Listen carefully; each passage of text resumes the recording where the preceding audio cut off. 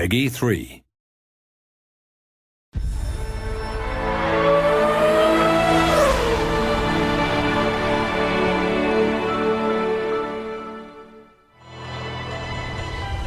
Welcome to the second developer diary for F1 2011.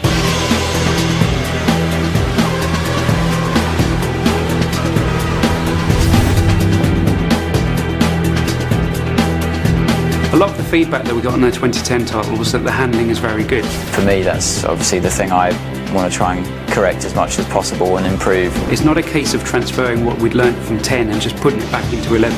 The suspension has changed completely. The aero's been updated. You can feel more involved with the car now. So the fundamental race experience is different now for qualifying than it is for the race. Qualifying is about those golden 2 laps, getting it right, hanging the car out there, really pushing it, really attacking the curves, which you couldn't do last year. You can in 11. If you see a driver locking up under braking and smoke coming off the tyres, you can do that in the game. You've got a lot more mechanical grip basically available to you, and you can feel that in the slow speed corners.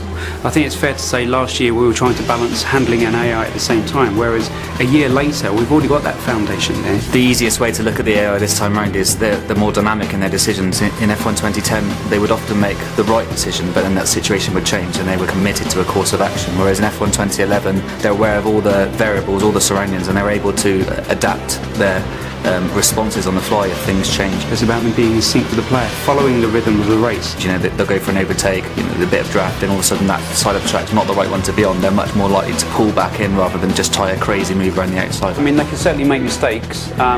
A driver can put too much throttle on coming out of a corner and spin out. There is a fairly complex system in the background that talks about the kind of gaps that they'd be willing to go for when they're trying to overtake, how quickly they'll put the throttle on. Some drivers are smoother than others. The AI is tougher. It's a lot more realistic. You're fighting with them a lot more. They're faster. It's a lot of fun. The handling's much better than last year.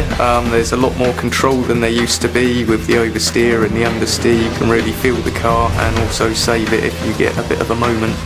So now you can race nose to tail at such extreme speeds. It really brings the race alive. As each incarnation of the game comes along, you see big steps, and we've definitely seen a big step in this one.